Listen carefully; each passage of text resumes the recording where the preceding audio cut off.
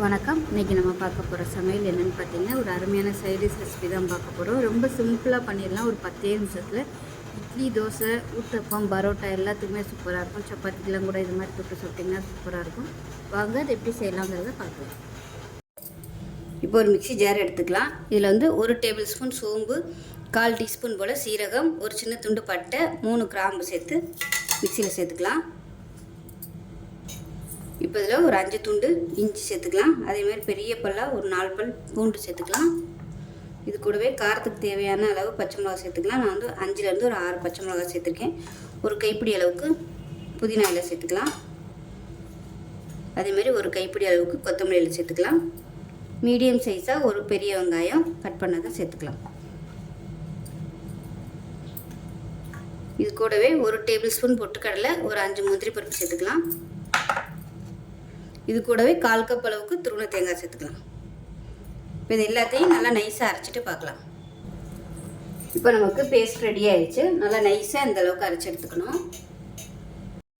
இப்போ ஒரு பேன் எடுத்துக்கலாம்.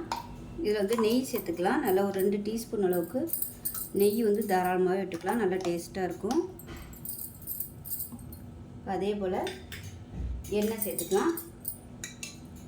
ரீஃபைண்ட் ஆயில் ஒரு 3 டீஸ்பூன் அளவுக்கு சேர்த்துக்கலாம்.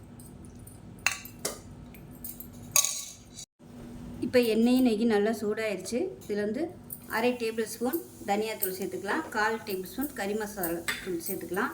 இது நல்லா கலந்து விட்டுட்டு இதில் கொஞ்சமாக மஞ்சள் சேர்த்துக்கலாம். ஒரு சிட்டிகை அளவுக்கு சேர்த்துக்கோங்க. சேர்த்துட்டு நல்லா கலந்து விட்டுட்டு நம்ம அரைச்சி வச்சுருக்க இந்த மசாலாவை இதோட சேர்த்துக்கலாம். சேர்த்து நல்லா கலந்து வச்சுக்கலாம். இப்போ மிக்ஸி அலசிட்டு தண்ணியை சேர்த்துக்கலாம். இப்போ இன்னும் கொஞ்சம் தேவையான அளவுக்கு தண்ணி சேர்த்துக்கலாம்.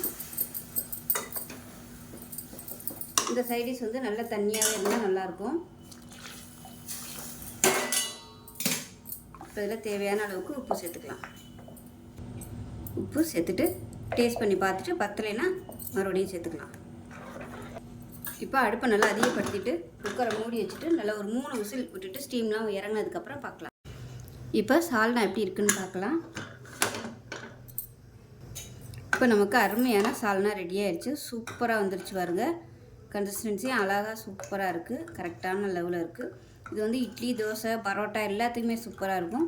செஞ்சு பாருங்கள். செஞ்சு பார்த்துட்டு எப்படி இருந்துச்சுங்கிறத சொல்லுங்கள். வீடியோ பிடிச்சுன்னா லைக் பண்ணுங்கள், கமெண்ட் பண்ணுங்கள், சேனலை சப்ஸ்கிரைப் பண்ணுங்கள், பக்கத்தில் உள்ள பெல் பட்டனையும் ப்ரெஸ் பண்ணுங்கள். நன்றி.